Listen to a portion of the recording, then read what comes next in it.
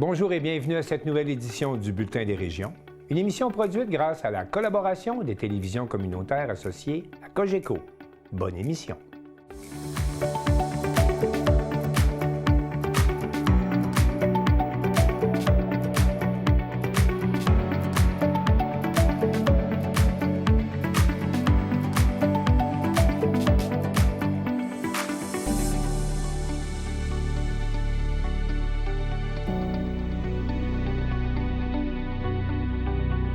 Au sommaire pour vous, à Coteau-du-Lac, les entrepreneurs étaient nombreux au souper annuel de la Chambre de commerce pour discuter des enjeux régionaux. À Montmagny, une pharmacie remporte un prix d'excellence. À Forestville, le collectif pour un Québec sans pauvreté poursuit sa tournée préélectorale. À Plessisville, on souligne le 20e anniversaire de la Fondation Hypertension artérielle pulmonaire Québec. À Montjoly, le festival littéraire La Grue des mots a présenté 18 événements grand public et 230 ateliers jeunesse dans une quarantaine de villes et villages de la Métisse. À Saint-Marc-des-Carrières, le théâtre Parmi nous propose aux jeunes une pièce de théâtre sur la santé mentale. À Baie-Saint-Paul, le Musée d'art contemporain présente sa programmation estivale. À Bonaventure, la 10e édition du Salon du livre a accueilli plus de 1000 élèves et présenté par moins de 70 exposants. Pour commencer cette émission, on retrouve Carl Blanchette de la télévision de la Matapédia, qui était à Cozaabscale, où les intervenants de la région ont dénoncé, à l'initiative du député Pascal Bérubé, la menace de fermeture du Bureau de la protection de la faune.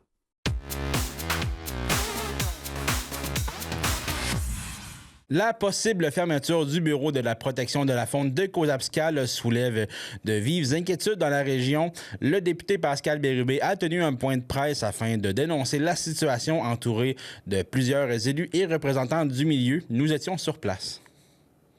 Bonjour tout le monde, Pascal Bérubé, je suis votre député dans la Matapédia. On est réunis aujourd'hui pour une cause importante, la protection de la faune. Je suis très conscient que je suis un député de chasseurs et de pêcheurs et qu'on a une richesse exceptionnelle autour de nous, qui est notre faune. Il faut la protéger pour s'assurer qu'on puisse en bénéficier encore longtemps pour les gens d'ici et nos visiteurs qui l'apprécient. Pour ça, ça prend des professionnels de la faune, des agents et des agentes de protection de la faune qui sont sur le territoire pour s'assurer qu'on respecte les règles, qu'on s'assure que la ressource est là pour longtemps. On a un bureau de la protection de la faune ici à Cozaabscale qui est menacé plus que ça. Je vous confirme que le bail se termine en février 2027. C'est une fermeture très claire du bureau de Cozaabscale qui est le premier au Québec. Au 19e siècle, la première fois qu'on a eu des agents de la faune relevant du gouvernement du Québec, c'était à Cozaabscale. Il y a une longue tradition qui va se terminer. En 2017, il y avait 8 agents de protection de la faune. Aujourd'hui, il en reste une seule et je la salue, qui est Vicky, qui est juste là, que vous connaissez bien. C'est épouvantable. Faire des compressions sur la protection de la faune, sur notre territoire, c'est une mauvaise nouvelle pour notre communauté. C'est une mauvaise nouvelle pour toute la communauté des chasseurs et des pêcheurs et c'est une bonne nouvelle uniquement pour les braconniers.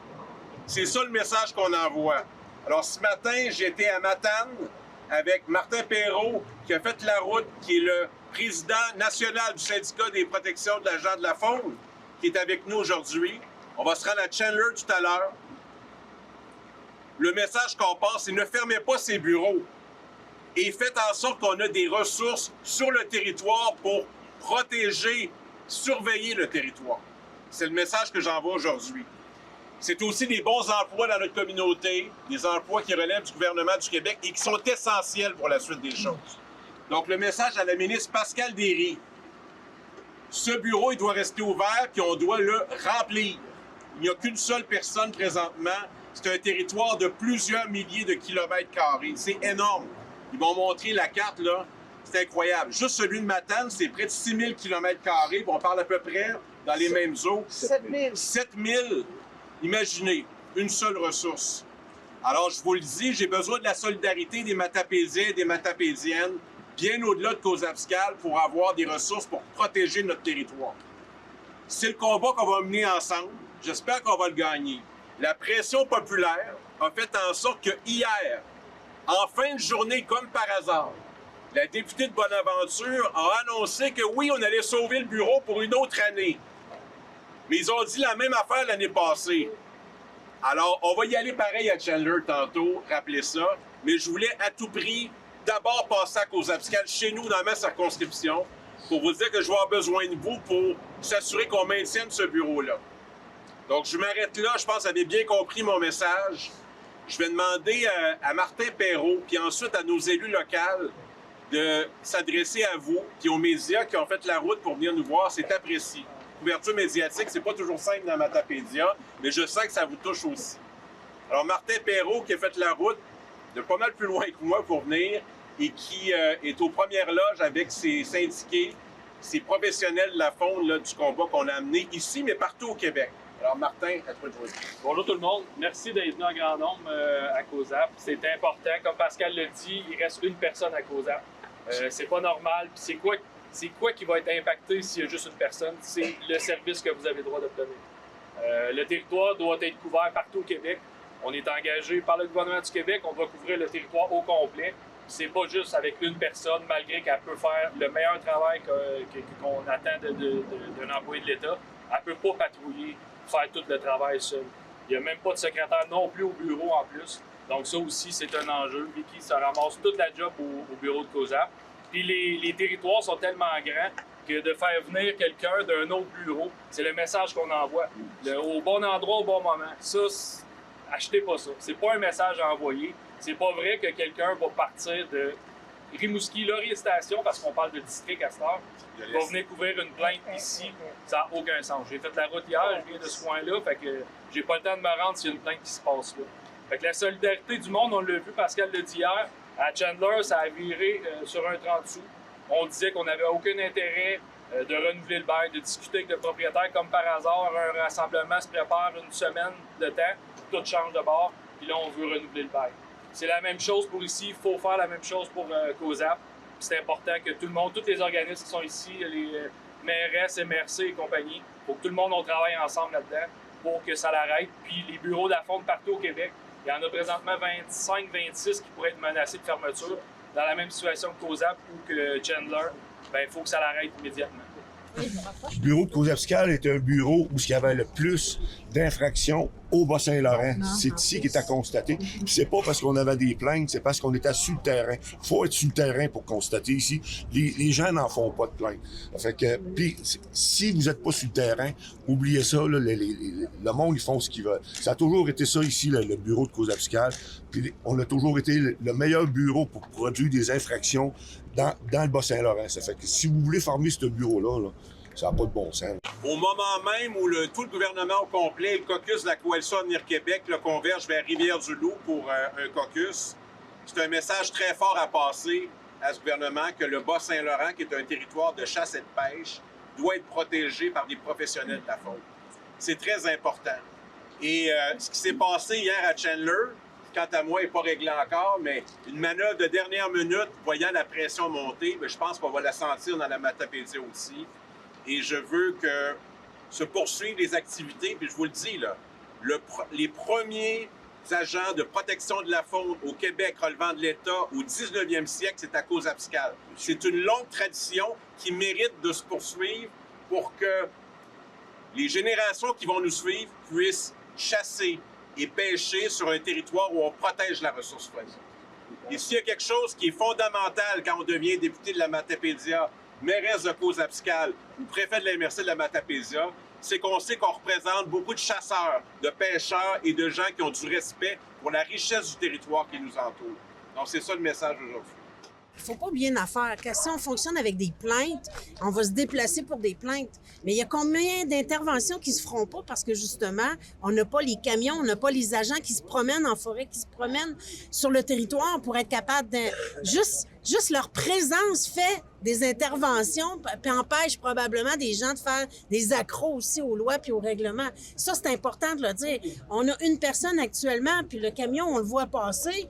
Mais là, il n'y en aura plus. Les gens vont attendre d'avoir une plainte pour venir. Les agents vont venir sur plainte ou en tout cas, je ne sais pas s'ils vont avoir dans leur horaire de travail une petite promenade de temps en temps dans Matapédia, mais on s'entend que ça ne fera pas la différence. Ça, c'est important de le noter. Fait que si on ne sait pas exactement, c'est difficile de chiffrer les interventions. Les non-interventions, on n'est pas capable de les chiffrer non plus. Mais ça a un impact important. C'est pareil comme quand on se promène sur l'autoroute ou sur la route, puis qu'on roule un petit peu trop vite. Quand on voit un char de police, ça nous fait ralentir. Bien, c'est le même effet sur le terrain. Ça, c'est important de le dire. Si on n'a plus d'agents de la faune qui se promènent sur le territoire, bien, on va vivre ces éléments-là aussi. Et ça, c'est important. Pour nous, c'est important. Puis le territoire, on l'a dit, c'est des kilomètres de forêt, de lacs. On a des lacs, on a la rivière. C'est important qu'il y ait une présence sur le territoire.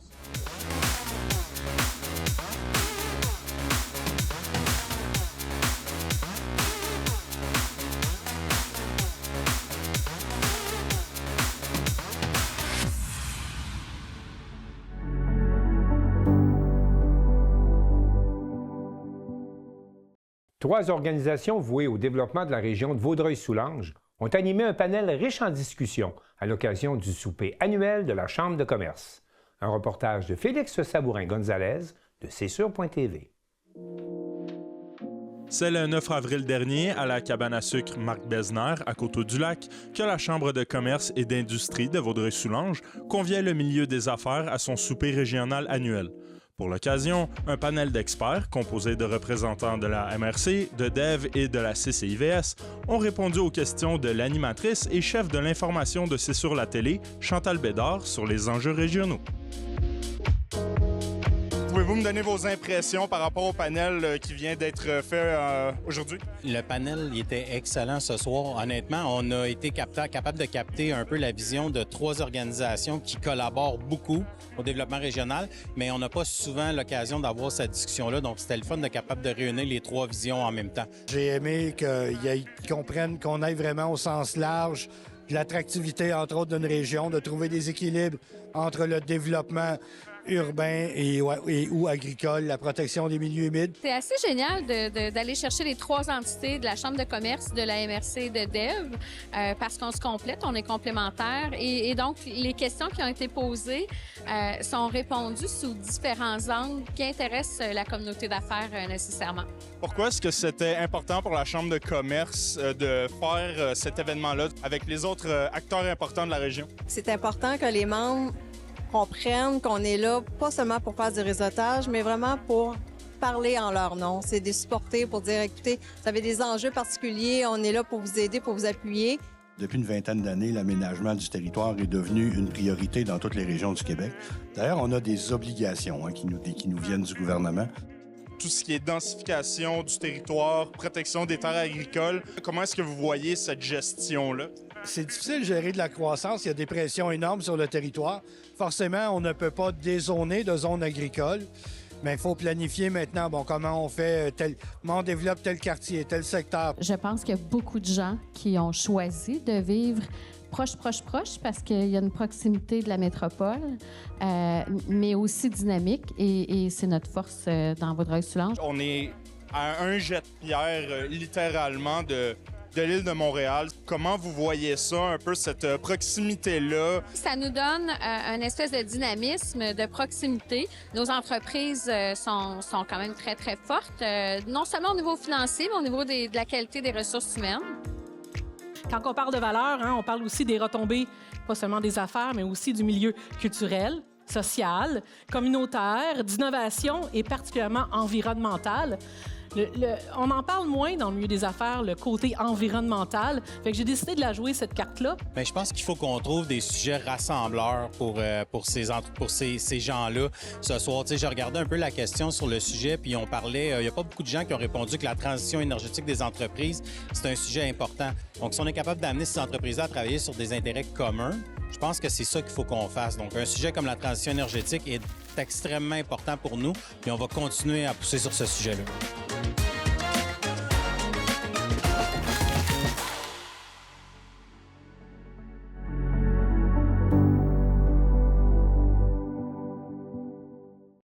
Mario Lacombe de CMA TV a rencontré le président des pharmacies, Jean Coutu, M. Jean-Michel Coutu, qui était de passage à Montmagny pour remettre un prix d'excellence à la succursale locale de cette chaîne de pharmacies bien connue des Québécois.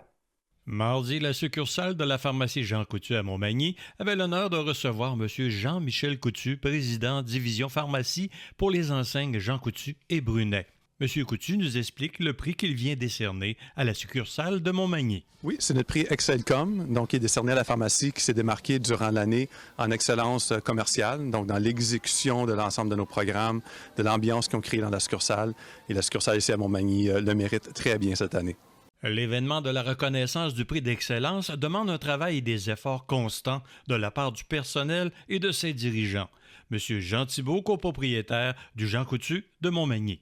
C'est beaucoup d'efforts et puis Sonia, qui est notre chef d'orchestre au niveau de l'exécution, mais c'est notre désir de mettre ça beau pour nos clients, de mettre ça agréable, leur expérience quand ils viennent, qu'ils soient malades ou qu'ils soient en forme parce qu'ils veulent s'acheter une crème solaire ou qu'ils sont malades, ils sortent de l'urgence, que l'expérience soit tout le temps agréable pour eux autres et dans un visuel qui est propre, bien classé, qu'ils trouvent qu'est-ce qu'ils veulent. Donc, c'est juste, pour nous autres, ça veut dire que oui, c'est mission accomplie. Comme mentionné, le prix Excellence demande le travail et les efforts d'une équipe forte et dynamique. Madame Sonia Thibault, administratrice succursale 04 à Montmagny, nous en parle.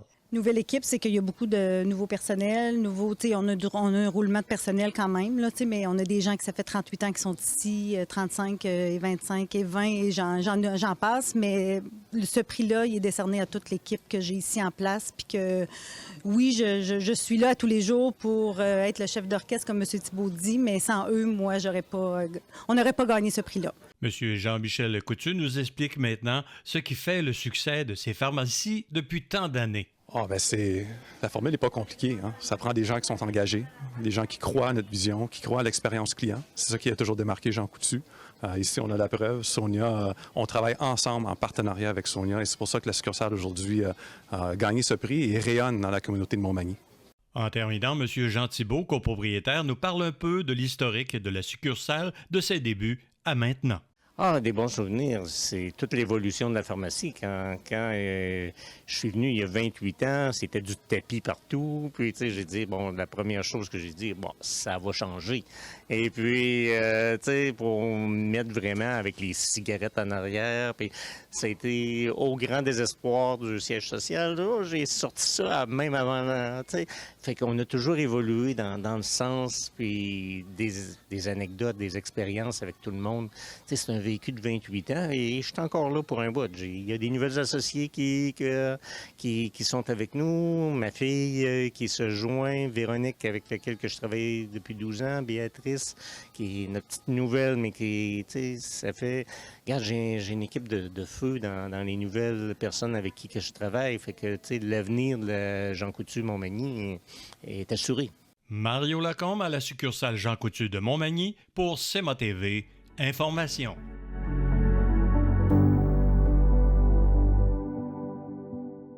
Dans le cadre de sa tournée préélectorale ayant pour thème « Parlons de pauvreté », le collectif pour un Québec sans pauvreté était de passage à Forestville et Joanie Godreau de la télévision du Littoral y était. Réunis toute la journée du 21 avril au sous-sol de l'église Saint-Luc, une vingtaine de participants ont pris part à l'activité Parlons de pauvreté, une initiative portée par le collectif pour un Québec sans pauvreté dans le cadre de sa tournée préélectorale. Organisée en collaboration avec la Table des groupes populaires de la Côte-Nord, le Regroupement des femmes de la Côte-Nord et l'Association pour la protection des intérêts des consommateurs Haute-Côte-Nord, la journée visait à faire émerger des revendications régionales et à remettre la lutte contre la pauvreté au premier plan du discours politique. Plus de 20 ans après l'adoption de la loi visant à lutter contre la pauvreté et l'exclusion sociale, les organisateurs estiment que les progrès accomplis dans ce domaine sont minimes, dénonçant un manque de mesures structurantes et des reculs ayant fragilisé le filet social. De passage sur la Côte-Nord, la co-porte-parole du collectif, Marie-Ève Brunet, explique que cette initiative s'inscrit dans une vaste tournée à travers le Québec. Selon elle, il est essentiel d'aller à la rencontre des réalités régionales puisque la pauvreté a de nombreux visages. Le collectif pour un Québec sans pauvreté, on est en tournée, on est en campagne préélectorale à l'instar des partis qui siègent en ce moment.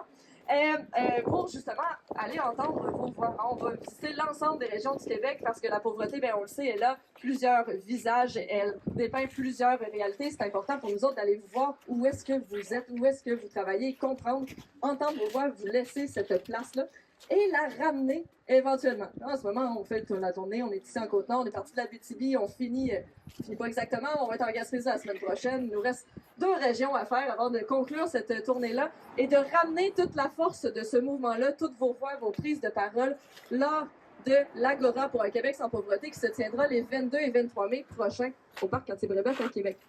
Parmi les préoccupations soulevées lors des échanges, certaines réalités propres à la région se sont démarquées, notamment l'accès aux services, le transport et l'utilisation des ressources locales.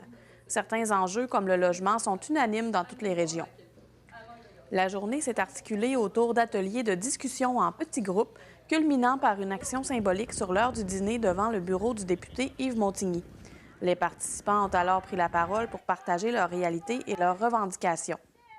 Malgré les défis du milieu communautaire, notamment le manque de ressources et l'essoufflement, la mobilisation observée à Forestville a marqué les organisateurs. Cette dynamique devrait se poursuivre dans les prochaines semaines alors que d'autres actions sont déjà prévues.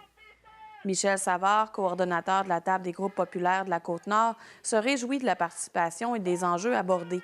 Il mentionne notamment le sujet du partage de la richesse. On constate qu'il y a des gens qui sont de plus en plus riches, payent de moins en moins d'impôts, et ça vient alourdir finalement et agrandir le fossé entre les riches et les pauvres. Transformer nos richesses dans notre région, la Côte-Nord. On se fait voler nos richesses. On a la forêt, on a les pêches, on a les mines, on a l'aluminium. Enfin, on en a un paquet de richesses. Et ça passe, ça s'en va ailleurs. On se fait voler. Les témoignages et revendications recueillis lors de cette tournée alimenteront les demandes qui seront portées sur la scène nationale en vue des élections de 2026. Le processus culminera lors d'un grand rassemblement prévu les 22 et 23 mai à Québec. Joannie Godreau, à Forestville.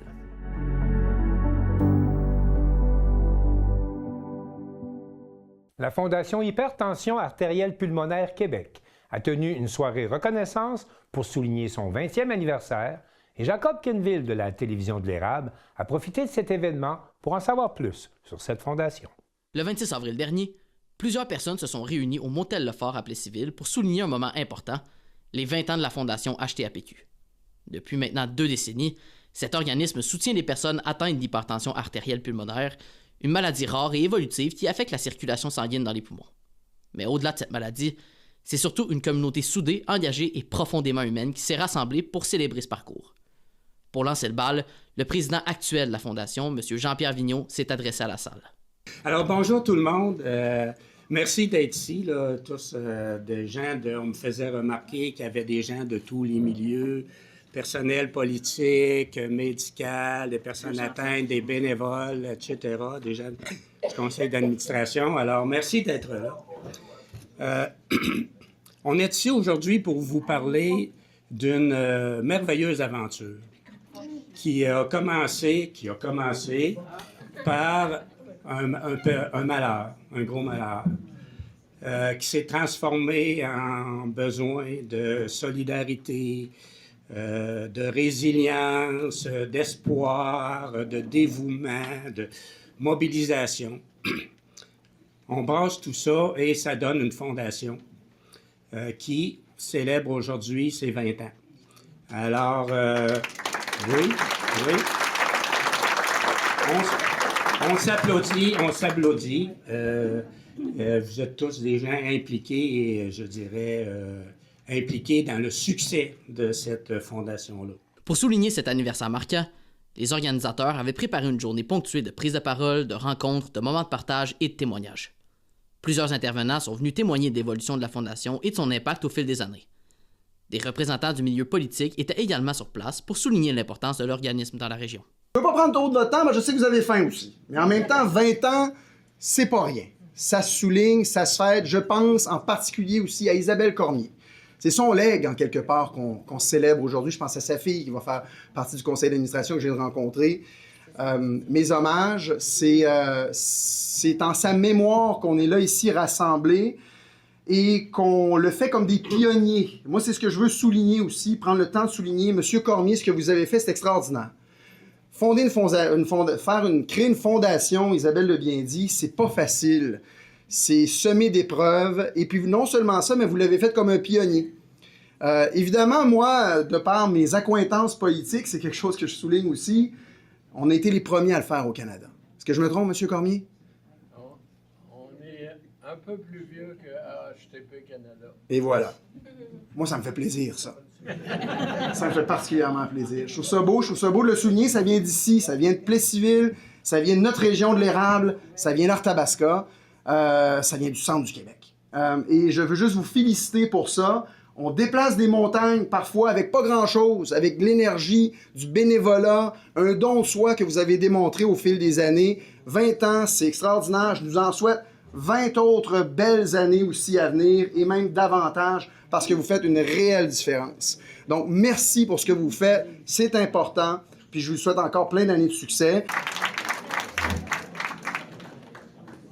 Quand j'ai reçu l'invitation, ça a été tout de suite oui. J'ai dit à Kim, qui est le cabinet du maire, c'est mon bras droit, mon bras gauche, puis des fois mes deux jambes.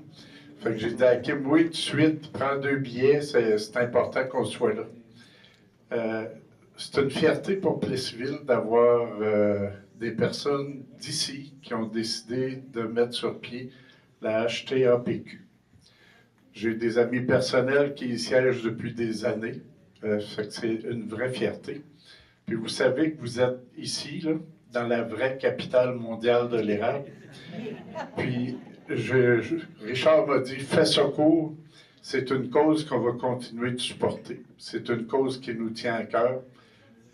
Monsieur Cormier, c'est un être d'exception pour Plessisville. C'est un Plessisvillois d'exception. À chaque année, on a le gala de distinction. Puis ça nous permet de souligner des personnes d'importance pour Plessisville, des personnes qui font rayonner Plessisville. Puis la cause de HTAPQ, c'est quelque chose qui n'est pas ordinaire. Les gens atteints ont besoin de soutien, puis la HTAPQ est là pour ça. Fait que je vous souhaite un bel après-midi, puis de bien manger, puis de créer des liens, parce que dans la salle ici, il y a juste ça, des personnes d'exception. Fait que bon après-midi. Pour mieux comprendre l'évolution de la Fondation et l'impact concret de son travail au fil des 20 dernières années, nous sommes allés à la rencontre de personnes qui ont contribué à son développement. Des acteurs clés qui ont vu l'organisme grandir, se transformer et surtout faire une différence réelle dans la vie de nombreux patients et de leurs proches. 20 ans, c'est quand même un grand accomplissement parce que ça prend beaucoup de temps, de bénévoles, de gens qui veulent faire partie du conseil d'administration pour développer puis s'occuper des personnes atteintes, tout ça. Donc 20 ans, c'est beau, c'est beaucoup. Quand on a commencé en janvier 2007, la première réunion de notre conseil d'administration, on savait pas où est-ce que ça allait nous mener, tout ça. On s'attendait peut-être pas que ça devienne aussi grand que ça. C'était petit au départ, là. Au début, là, il y avait 4 personnes atteintes. C'était Isabelle et 3 de ses amis qu'on avait recrutés. Puis le fait était que les gens, ils avaient besoin de parler à d'autres personnes qui vivaient la même chose qu'eux.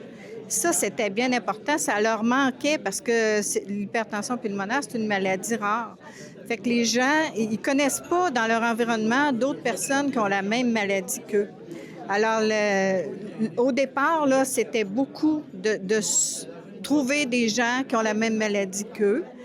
Puis, le deuxième constat qu'on faisait, c'est que les gens avaient besoin d'aide financière parce que quand tu es jeune et puis tu es malade, tu peux pas travailler, tu n'as rien pour vivre, là. Le premier espoir qu'on a, c'est que la Fondation ne soit plus utile, que les gens soient guéris ou assez bien pour retourner travailler. Ça, c'est le premier souhait. Ça va peut-être arriver un jour parce que la recherche est très efficace. Il y a eu beaucoup d'améliorations depuis 20 ans. Fait que ça, c'est le premier souhait. Le deuxième souhait, ce soit que les gens du conseil d'administration tiennent bon, puis innovent, puis continuent leur travail, que ça prenne de plus en plus d'ampleur, puis que les bénévoles soient présents pour nous aider à ramasser des fonds. Alors, quand ma fille a été diagnostiquée, en 2003.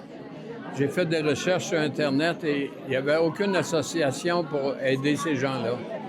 Il y en avait de quoi en France, mais le système de santé n'est pas le même, puis les discussions sont différentes aussi. Alors, j'ai décidé, avec des amis, de mettre sur pied la Fondation HTAPQ. Un de mes rêves, c'était que ça devienne provincial.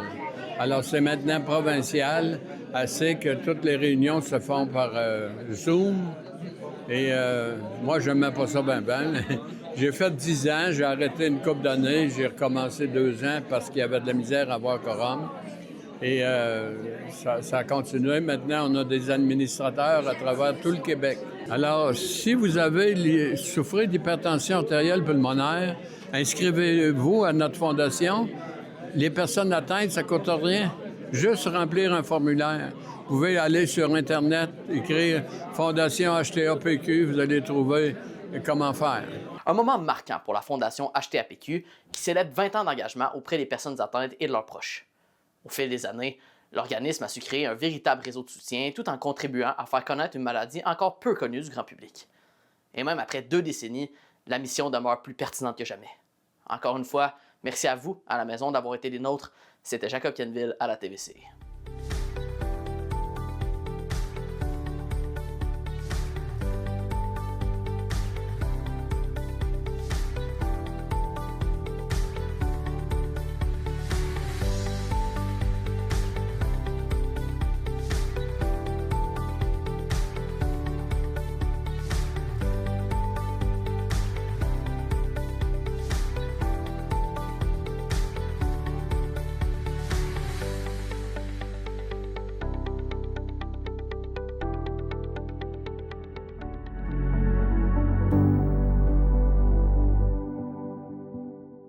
C'est sous le thème « Explorer le vrai, le faux » que le festival littéraire La Crue des mots a présenté cette année 18 événements grand public et 230 ateliers jeunesse dans une quarantaine de villes et villages de la Métisse.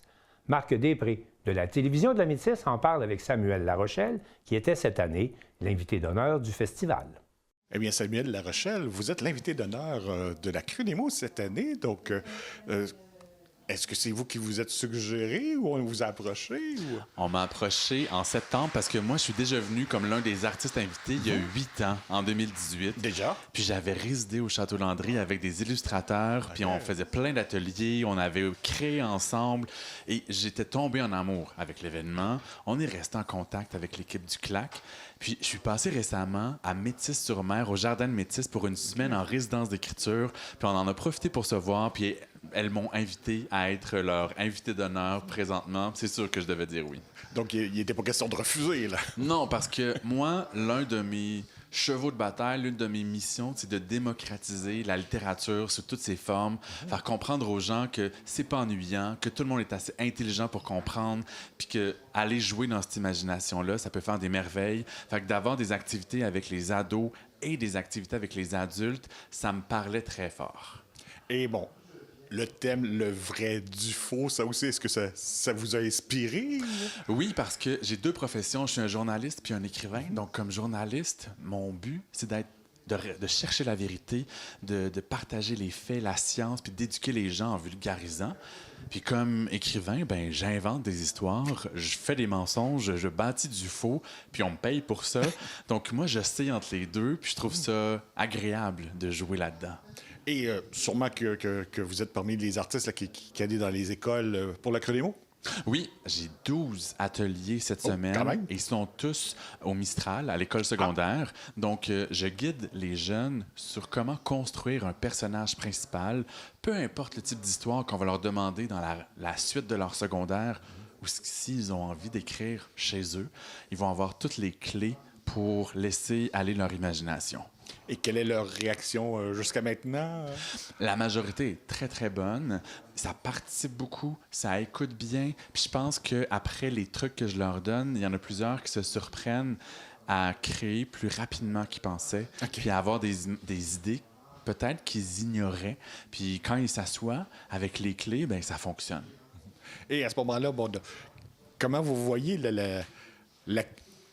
la Crue des mots comme événement pour, en tant qu'auteur? Mais moi, il faut savoir que j'ai grandi en Abitibi-Témiscamingue, donc même si le paysage est différent, c'est une région qui est similaire à celle ici. Je sais à quel point c'est important de fournir des efforts pour que l'art, la culture, les mots se rendent jusqu'aux gens. Je trouve qu'ils le font très, très bien ici. Et je pense même que ma ville natale, ma région natale pourrait bénéficier d'aussi belles idées. Okay. Et selon vous, est-ce qu'on en a fait assez au Québec pour aider justement les auteurs et des événements comme aujourd'hui? Je pense qu'on pourrait s'inspirer beaucoup plus de la Crue des mots. À travers le Québec, on dit qu'on aime la culture, mais on ne pose pas suffisamment les gestes concrets pour la soutenir. Et les gens pensent encore que les artistes, dans le fond, c'est un loisir, puis que ça ne vaut pas nécessairement de la rémunération puis d'être payé, mais c'est important de soutenir la professionnalisation des artistes. Et donc, pour vous, c'est pour un auteur, parce qu'on sait que ça se bouscule aux portes quand même. Donc, pour vous, de pouvoir revenir, c'est une belle occasion, là. Oui, et je sais que d'être publié souvent, d'être invité souvent au même événement, c'est un privilège. Fait que c'est pour ça que pour moi, c'est important d'arriver ici en forme pour donner de l'énergie de qualité aux jeunes et aux adultes. Puis, s'il faut me coucher un peu plus tôt que d'habitude pour être de bonne humeur le lendemain, ben, je vais le faire. Je trouve que c'est une responsabilité d'offrir une belle présence dans toutes les activités. Et c'est une belle occasion aussi pour découvrir vos propres livres, parce que vous en avez quand même quelques-uns, là. Oui, je suis rendu à 19 depuis quelques semaines. J'ai publié le 19e, autant pour les enfants, les ados, les adultes, de plusieurs genres littéraires. Donc, il y a beaucoup à découvrir. Puis cette semaine, en fait, hier, j'étais en rencontre avec le club de lecture de la ville. La salle était presque pleine, des gens de 13 à 80 ans qui avaient plein de questions, beaucoup d'écoute. Je pense que certains me connaissaient très bien, puis d'autres sont venus me découvrir. Et le courant a passé. C'était vraiment très le fun. Donc, de tels événements-là, ça vous nourrit à quelque sorte, là? Ça me nourrit, puis ça élargit le bassin de lecteurs parce qu'il faut aller les gagner un à la fois. Il y a certaines vedettes qui sont des méga succès populaires, mais la réalité au Québec, en littérature, il faut aller rencontrer les gens puis qui réalisent que, oui, le livre les intéresse, mais il y a quelque chose qui se passe avec l'auteur, puis là, ils ont envie de plonger dans l'univers. Et la question qui tue, qu'est-ce que vous aimez le plus? Les écritures jeunesse, adultes? C'est comme me demander de choisir mon enfant préféré. Je peux pas choisir mon livre préféré ou lequel des trois publics. Surtout à 19 livres, là. Oui.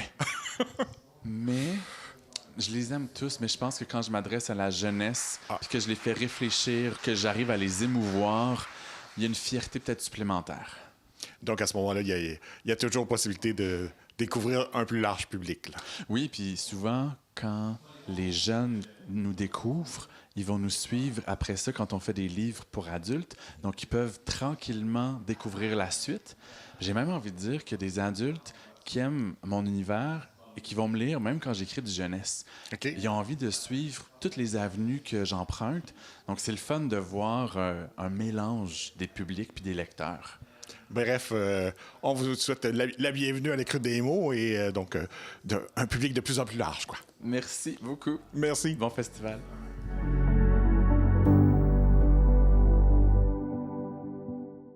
Dans le cadre de la Semaine de la santé mentale, le chantier de la réussite éducative de Portneuf présentait une pièce de théâtre de la troupe Parmi nous qui était destinée aux jeunes et qui portait sur les différents enjeux de la santé mentale.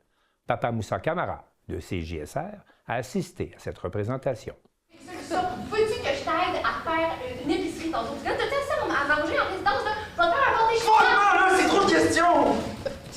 À travers cette pièce de théâtre interprétée par la troupe Parmi nous et la présence de plusieurs organismes communautaires, la santé mentale des jeunes était au centre d'un événement rassembleur à Saint-Marc-des-Carrières. L'événement aujourd'hui, c'est une pièce de théâtre, en fait, qu'on offre à toute la population, principalement aux jeunes de 14 à 17 ans et plus, accompagnés majoritairement de leurs parents. Tenue à la place publique de l'école secondaire de Saint-Marc jeudi dernier, l'activité organisée par le chantier réussite éducative de Portneuf, en collaboration avec Portneuf Ensemble, avait pour objectif de sensibiliser à la fois les jeunes et leurs parents aux enjeux de la santé mentale et du bien-être psychologique. Mathis, ouvre-moi la porte, come on, là. Mathis, Carlis, arrête de faire le bébé, ouvre la porte! Dégage, Marius! Ah, je savais que t'étais là! Ah oui, ouvre la porte! Wow, hey, wow! C'est beau, là? Mais je vais revenir, hein? Je vais revenir. Le but de cet événement-là, c'est pas seulement d'offrir une pièce de théâtre, mais c'est aussi de permettre aux gens de la population de rencontrer différents organismes. Donc, vous voyez là qu'ici, on a une dizaine d'organismes qui offrent des services, tant à la famille qu'aux jeunes, donc que ce soit au niveau de la santé mentale spécifiquement, mais tout service là, qui peut être offert à la famille ou à la jeunesse. Environ une soixantaine de participants étaient attendus pour cette deuxième édition après un premier succès l'an dernier. La pièce présentée, Trajectoire, aborde des thèmes sensibles comme la détresse psychologique, l'isolement et l'importance du soutien de l'entourage. C'est une belle occasion de sortir avec mes adolescents puis de découvrir une belle pièce de théâtre. Je me sens pas, j'arrive pas à être comme d'habitude, là, comme avant. Avant, j'aimais ça être ici, je trouvais ça beau, mais là, toutes mes touches, la job, les amis, le cégep, les arbres. Les arbres m'étouffent. Les arbres. Au-delà de la pièce, la soirée proposait aussi des kiosques d'information, des échanges avec des intervenants et une discussion après la représentation. Sur place, une dizaine d'organismes étaient présents pour informer et accompagner les participants. Parmi eux, le Centre de prévention du suicide de Portneuf, représenté par une intervenante psychosociale, a rappelé l'importance de la sensibilisation. La pièce de théâtre, elle a aussi pour thème la détresse psychologique, entre autres. Fait que ça vient vraiment toucher tout ce qui est au niveau de la prévention du suicide. Fait que c'est quand même vraiment important. Je pense que c'est vraiment important qu'on soit présent pour justement sensibiliser les gens à cette réalité-là. De aussi nommer que si les gens ont besoin d'aide, d'accompagnement au niveau des idées suicidaires, entre autres de la santé mentale, bien, on existe, on est là, on est accessible et ils peuvent venir nous parler sans problème. Même constat du côté des ressources spécialisées en troubles alimentaires, qui profitent de ce type d'événement pour se faire connaître auprès des jeunes. Oui, bien en fait, là, ici, c'est un événement pour la santé mentale des jeunes. Donc, évidemment, quand on parle de troubles alimentaires, ça peut se développer à n'importe quel âge, pour n'importe qui, mais notamment à l'adolescence, quand on parle plus des troubles liés aussi là, à l'image corporelle. Donc, c'est essentiel qu'on soit là pour montrer en fait qu'on est présent puis qu'on peut être une ressource là, pour eux. L'objectif, offrir des outils concrets et encourager les conversations, notamment entre parents et adolescents. Pour plusieurs parents, l'événement représente une occasion précieuse. C'est juste une belle occasion de faire découvrir les organismes et les services qui sont offerts à nos jeunes dans nos polyvalentes ici dans notre région de Portneuf. Les adolescents présents ont été particulièrement marqués par la pièce. Les témoignages recueillis démontrent l'impact concret de la soirée, notamment sur la prise de conscience autour de l'isolement et de l'importance du dialogue. J'ai bien apprécié la pièce de théâtre, ça nous apprend plusieurs affaires, puis elle était quand même cool, c'était quand même le fun à regarder. Qu'est-ce que tu as appris? Que c'est pas bien, faut qu'on parle à nos amis, faut qu'on sorte qu'est-ce qu'on veut, qu'est-ce qu'on a dans le corps, pas s'enfermer tout seul. J'ai appris que demander de l'aide, c'est important et que c'est humain de demander de l'aide. L'isolement, ça m'a fait rappeler à quel point que je l'ai vécu aussi. Puis je veux pas que ça se repasse prochainement. Si une troisième édition n'est pas encore confirmée, les organisateurs souhaitent poursuivre cette initiative dans d'autres municipalités de Portneuf, notamment dans les écoles secondaires. Est-ce que vous voulez aller courir? Là? Tu cours dehors, hein? Il y a 2 personnes devant toi. Tu regardes, tu marches. Papa Moussa Kamara, depuis Saint-Marc-des-Carrières, pour CJSR.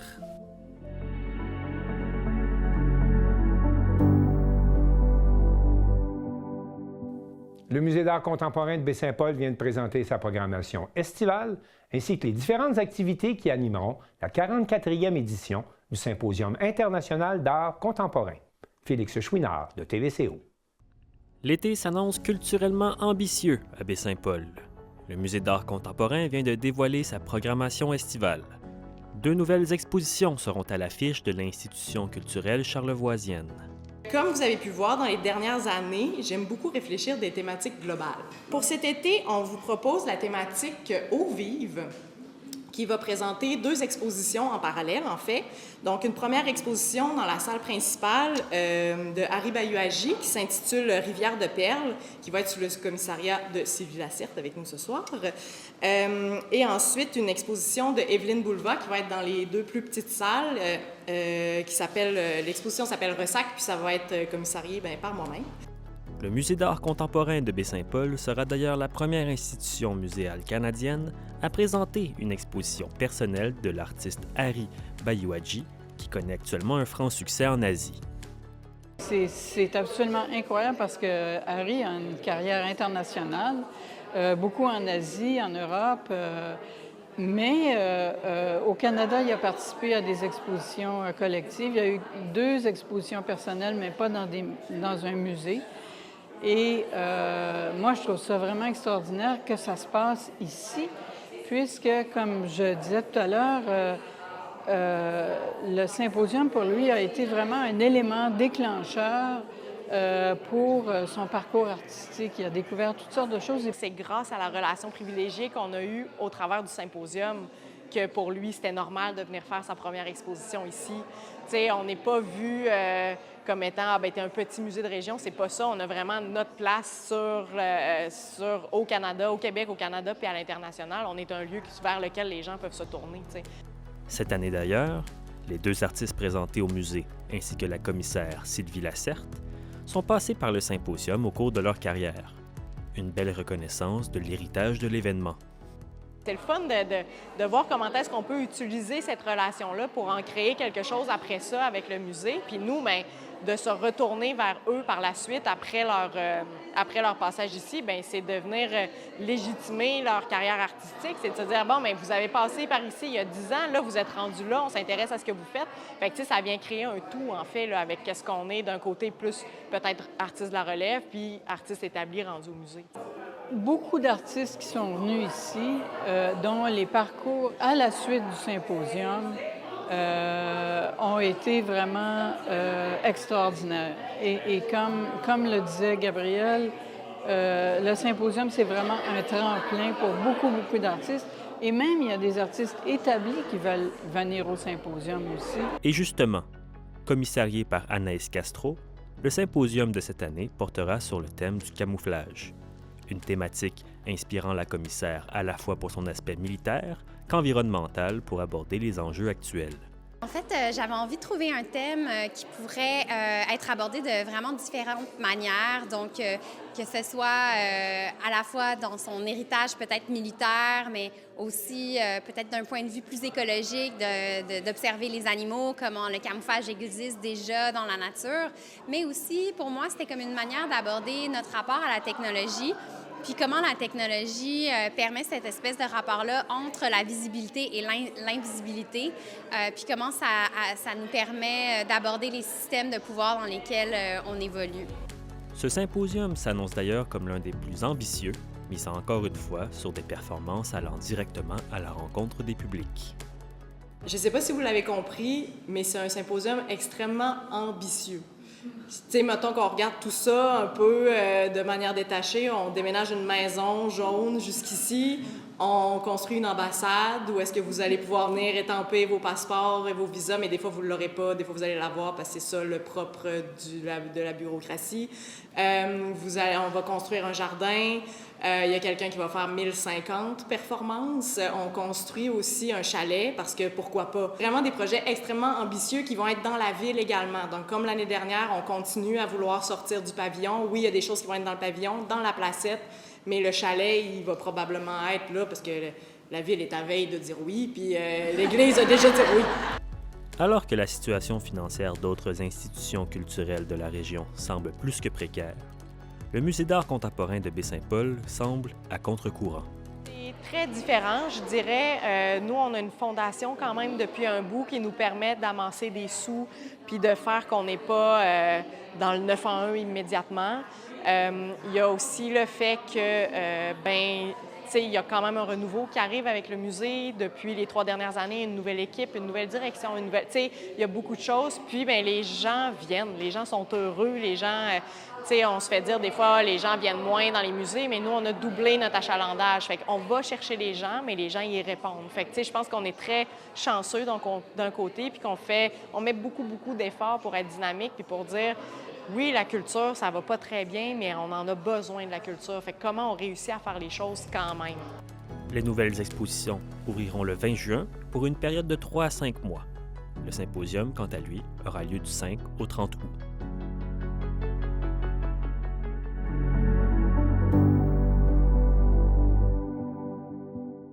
Simon Thériault de Télévague a rencontré les organisateurs du 10e Salon du Livre de Bonaventure qui étaient tous très fébriles, à quelques heures de l'ouverture officielle. L'effervescence était déjà palpable à quelques heures de l'ouverture du Salon du Livre 2026 au Centre récréatif des Jardins de Bonaventure.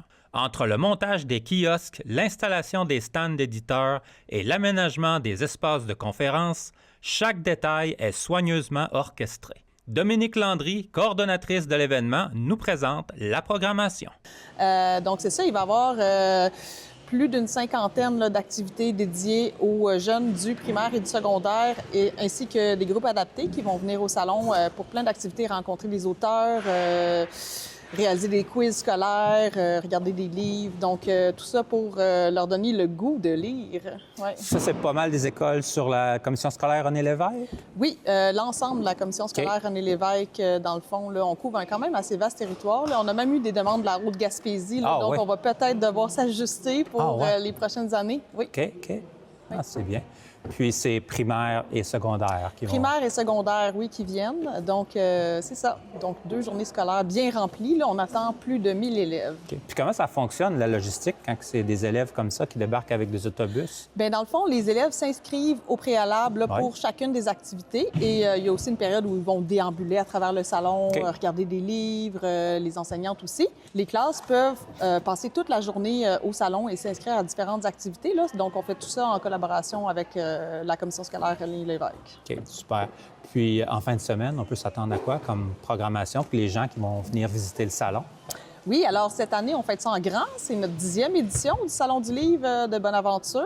Donc, on a beaucoup d'auteurs-autrices qui viennent. On a 70 exposants, là, parmi lesquels beaucoup d'auteurs, autrices, des organismes invités aussi, qui vont venir présenter leur mission et des livres en lien avec leur mission.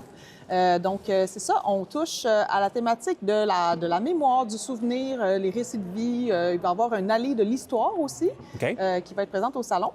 Et on a vraiment une belle programmation riche et variée aussi. Donc, j'invite les gens à aller voir notre site web à salondulivre-de-bonaventure.ca pour regarder toute notre programmation parce qu'on a beaucoup d'activités de prévues en fin de semaine. Pour faire ça, de rien manquer. Puis, comme conférencier, je voyais, il y avait les 2 grandes salles qui sont en préparation. Qu'est-ce qu'il y aurait comme présentation de conférenciers? Oui, en fait, on a 4 salles dans le salon. Donc, on a 2 salles en bas, 2 salles en haut. Dans le fond, en bas, on va avoir des tables rondes. On va avoir des tables rondes avec Anaïs Barbeau-Lavalette, Hugo Meunier, Steve Gagnon, Guillaume Morissette, Ariane Gélina, Fanny Demeule, et j'en passe. On a beaucoup d'invités cette année. En haut, il va y avoir des lancements. Et on a 5 lancements au salon cette année. OK, 5 lancements. Oui, 5 lancements d'auteurs.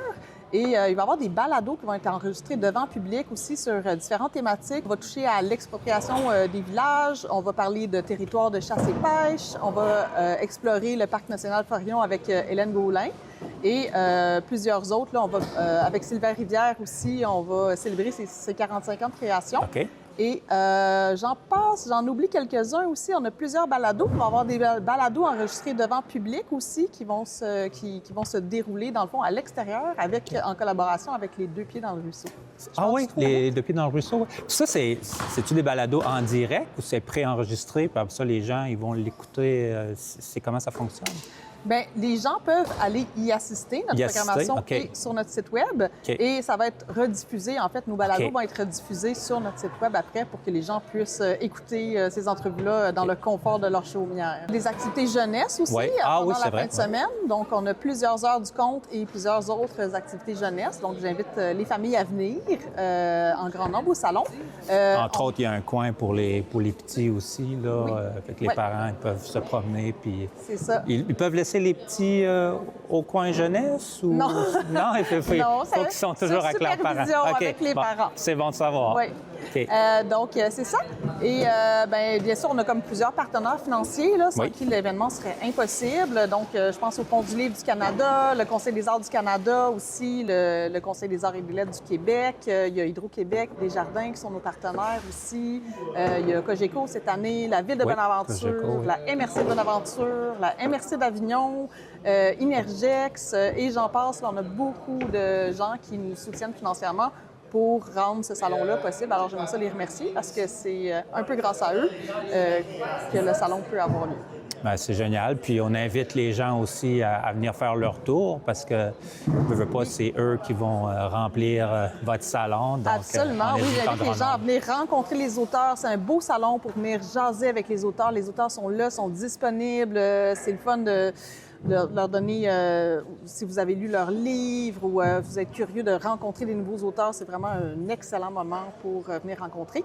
Et il y a aussi beaucoup d'activités de table ronde et d'animation auxquelles les gens peuvent participer. Là. Ça va être très varié.